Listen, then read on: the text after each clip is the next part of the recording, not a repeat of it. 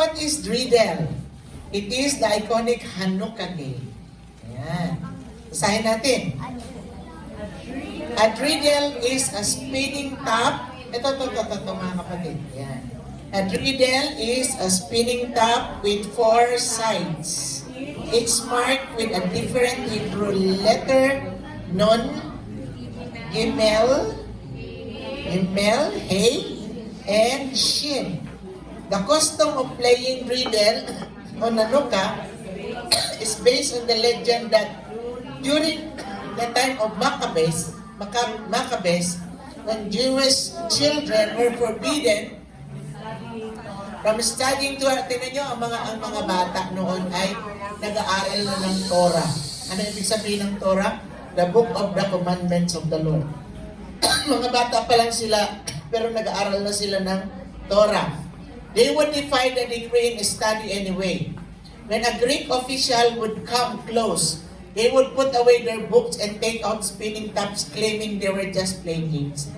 Kasi, di ba nung sa kaya explain natin na pinagbawalan sila sumamba sa Panginoon at pinapasamba sila sa ibang Diyos. At kapag nahuli silang nag-aaral ng Torah, mga kapatid, ng commandment ni Lord ay penalty of death.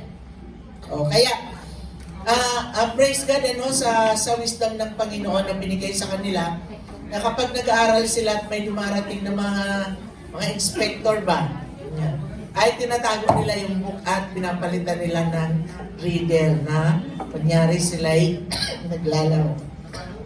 Okay. Meaning of letters in Hebrew. Yan. Tingnan natin isa-isa. Nes, hindi po yan si Mama Nes.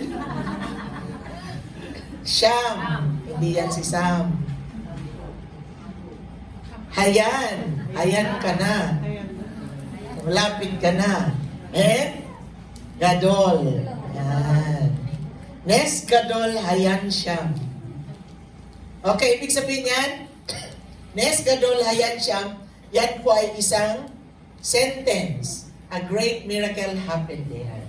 Yan ang ibig sabihin yan. A great miracle happened there. Yan, okay? So, tingnan natin isa-isa. Yan ang Shin, equivalent sa Sham, Shin, and Nan, Nes, and Hey. Ayan. Gimel, Gadol, Gadol, Elorai, Cherokee, Gadol, Elorai. Amen. Hallelujah. And how to play the dreidel? You will need a dreidel. We will need a dreidel. Yung isa ay nalustre, kaya 5 lang ito, kaya mamaya 5 groups ang maglalaro. And sanggil. Sabihin yung pantaya. Pantaya, ano? Yung pantaya natin. Na mga chocolate, corn nuts, gold drop chocolate candy. Remember, this will be handled before eaten. So, dapat hindi mo nakakainin. Maglalaro muna. And a large enough flat surface to spin dreidel. O yan, large enough ito. Masave natin. Malinis. Pwede tayong umupo dyan. On the side of a dreidel, used outside of Israel, you will find the Hebrew letters Nun, Gimel, Hey, and Shin. Yan. They stand for Nes, Gadol, Hayan, Sham, which means a great miracle happened there. In the land of Israel, Pei will replace with Shin and will remind us that a great miracle is happening. Tingnan mo ulit-ulit, a great miracle is happening there. Para may ukit sa ating mga puso at sa ating mga isip na ang ating Panginoon, our Messiah, our Yeshua Mashiach, is a great working miracle. Amen? Praise God. Each player gets an equal amount. So dapat equal amount ha, wala mamaya yung iba 100 piraso, yung iba 10. Hindi pwede yun ha. Wala na. Kung mga nakaraan gano'n ang mga pinagagawa nila Pero ngayon, hihigpitan natin. Kasi kung 100 piraso yung isa 10, aabutin tayo dito ng overnight. Okay? So kaya dapat, pag 15 pieces, sabi ko nga, inalaw ko is 15 pieces lang lahat. Pag naubusan na yung isa, so out na siya. Okay? And each player gets an equal amount of guilt. So to start, begin by each player putting tigi-isa muna. Ayan. So magtataya muna ng tigi-isa.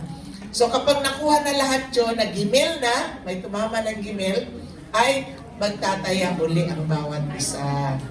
Okay? So tataya ulit. Para maumpisahan ulit ang laro. Ayan. Okay, if the riddle lands on gimel, you get everything in the pan. Tandaan nyo yan. Ayan. If it is hay, you get half of the pan. If you get none, nothing. And if you get shit, maglalagay ka ng isa. Okay? So, yan ang strategy ng laro natin sa riddle. Okay? Oh, ang daming coins, chocolate coins. If the central collection becomes empty, each player puts in one guild and game continues. Yan. Pag naubos na, maglalagay ulit para makontinue ang paglalaro. The game ends when player has won all the guild. O yun. Pag naubos na, may nanalo na, naubusan na kayo, di wala na yun. Tapos na yung grupo. Okay? And sabi diyan, and as this is only a game, walang iiyak ha? Alam nyo, nung pinalaro ko yung mga bata sa Bible School, may umiyak na bata, iyak, grabe. Hindi na siya mapatahan sa kakaiyak niya. Kasi natalo siya. Ginawa ko, binigyan ko na lang siya ng pera. Tapos may mga chocolates pa naman ako binigyan ko, saka lang siya tumahan. No? And this is just a game.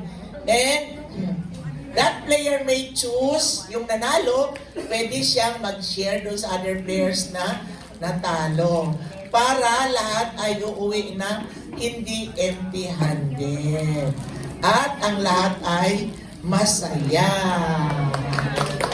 Okay, are you ready to play? Ang laki, no? Ang laki. Magawa tayo ng ganyan kalaki. Puno dito sa building. Okay. Yan, nag-umpisa na. Hallelujah. Let's play and win and enjoy the game. Happy Hanukkah to you and to all your family. Shalom, everyone. Yay!